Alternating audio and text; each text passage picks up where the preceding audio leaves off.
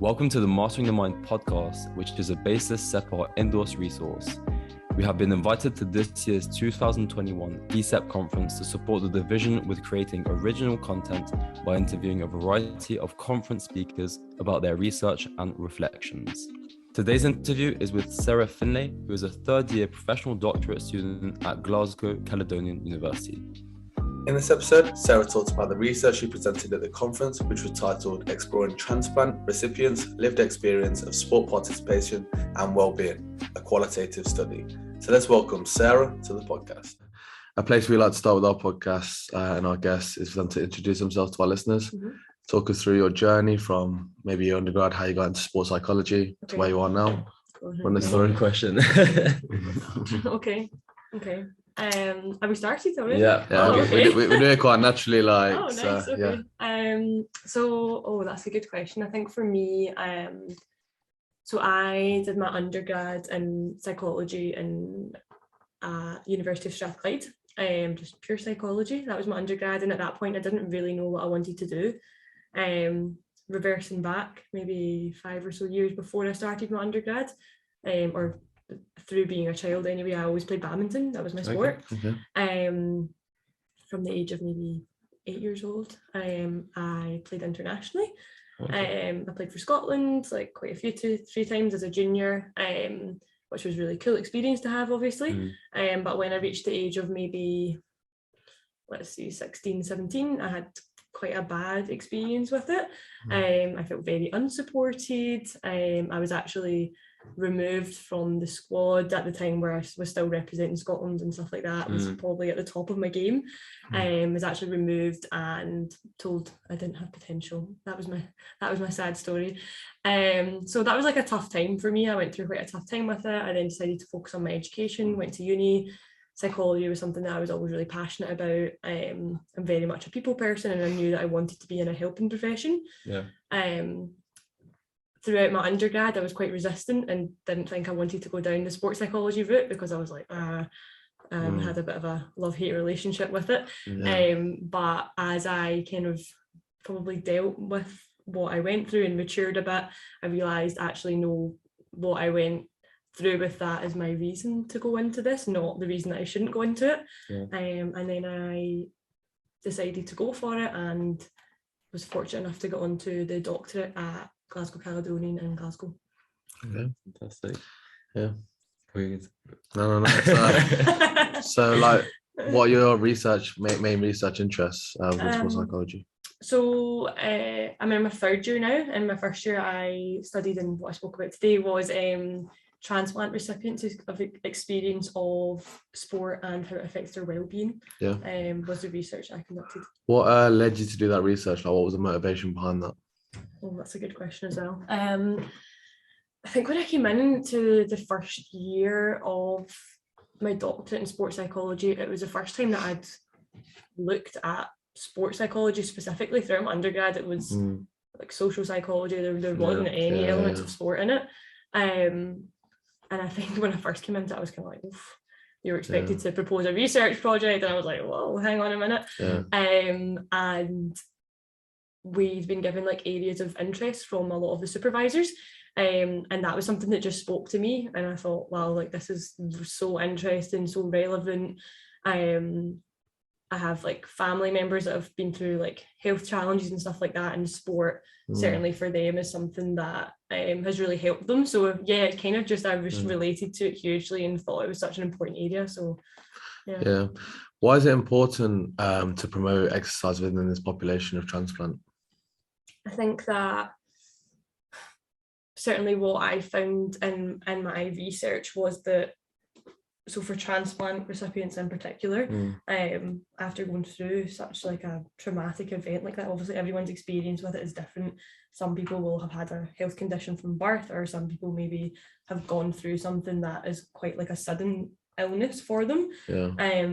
But for everyone that took part, so I interviewed, mine was a qualitative, very reader-friendly study, I think anyway. And something that was really clear was that sport was a coping mechanism for them. It was a way to like alleviate a lot of those like nasty feelings that came after going through something as huge as receiving an organ, which obviously for a lot of them it's threatening to their life. Not like the uncertainty of knowing what their life would look like after it, and sport for them, obviously, given that if they were in a stable condition to take part in sport, it gave them relationships, purpose, and made them forget about kind of all the rubbish stuff that they'd went through. Yeah, definitely. Previously, before your study, did you find that that population were not really doing that much exercise, and through your study they realized that sport could be that escape from? No, so my study actually kind of piggybacked onto the work that Transplant Sport UK do. Okay. So I didn't run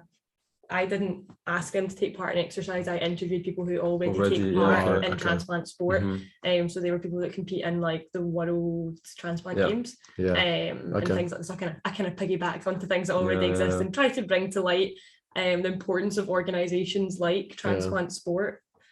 So, what are some of the challenges that transplant recipients have to deal with and cope with? Things are, they have like really strict medical recommendations that they have to follow. It might be like daily hospital visits. Sometimes there's even like exercise and diet regimes that they have to follow. There's a lot of like really strict things in terms of maximising the organ survival and giving them the best chance at life, essentially. So there's a lot of things that they have to kind of adhere to afterwards. So I think that's a lot of pressure to have all of those things. Like if I don't do these things, I might be not giving myself as good a chance at life, which is a pretty big thing. So yeah, a lot of the research talks about depression, stress, anxiety as kind of the main like emotional things that they go through. But with my research, I very much went down the route of trying to find out what sport provided them to give them positive experiences and positive emotions. When you was interviewing them, like, was there any, like, did they feel that they had limitations on them when they're partaking in sport? That could be like quite a big stressor for them when they're partaking in sport. Actually, the flip side of that, of sport maybe being something that highlights what they can't do. Would there be any strategies that they could put in place to help them cope with that? Really good question. Maybe next study. It's interesting. Are there any like future directions you'd want to take this sort of research? No, I think that's a really good question, because I think that absolutely. Like there was one participant who spoke about the flip side of that, and being that actually. So I think there's something to be said for if someone took part in sport before they went through that traumatic life event, if they took part before and actually going back to play sport, does that just highlight what they weren't able to do and like where they're limited? I think that's probably a separate study in itself, because one of the participants was in that scenario and his experience was quite different, and he, don't get me wrong, like reported loads of benefits for his well-being of taking part in sport, but he did also talk about and that's all good and well, but I now can't do X, Y, and Z, which are things that I love. So he kind of had to redefine his relationship with sport almost. So I think there's definitely something to be said for maybe if someone did have a previous kind of experience with sport beforehand and how that changes. Because it's similar to sort of like injuries. Like I remember when I had an injury, you know, I come back to football after about 8 months of being out, and I was a completely different player, and my identity as a footballer had completely changed. And that was quite frustrating, because I felt like I had limitations on myself and how I could perform. So I can imagine how that would be for a transplant recipient. Yeah, absolutely. There's definitely a lot of avenues that research could be taken. So you're inspiring me. Super interesting. Are there any other like findings you found in your research? One of the biggest things I think was that I think is important to talk about is actually, so when you look at a lot of the research into transplant recipients, it speaks a lot about this sense of like obligation or guilt or indebtedness to those who helped them. So basically, so like feelings of guilt towards, for example, and this isn't always a scenario obviously that this might happen, but if someone else has died and has decided to donate their organs, and that's what you've then received and has saved your life, there's a lot of them spoke about that being one of the biggest challenges, is actually that feeling of knowing someone else has had to, like, obviously that's not, but do you get what I mean? Like, so the feelings of guilt and feeling in debt to not only the donor, but the donor's family and stuff as well. That was quite like a clear thing to me. And they even spoke about like their transplant birthdays. So they celebrated, that was like quite a big event for them to celebrate the date that they received their transplant, but also celebrate whoever they received it from. But what I found from my research was that sport was almost a way to alleviate that. So almost to give back. It was like to prove that they're doing the best at life that they can with this organ and what they've been given. Sport was like a way to offer reparation for that.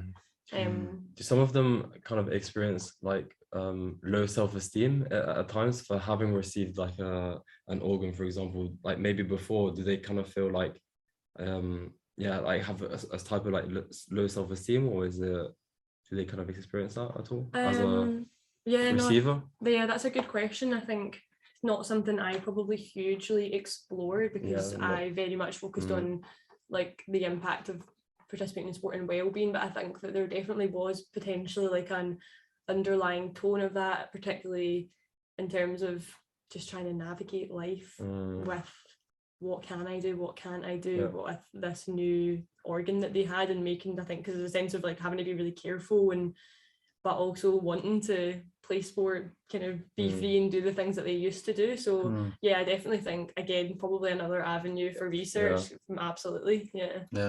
So clearly exercise and sport is really important for transplant recipients.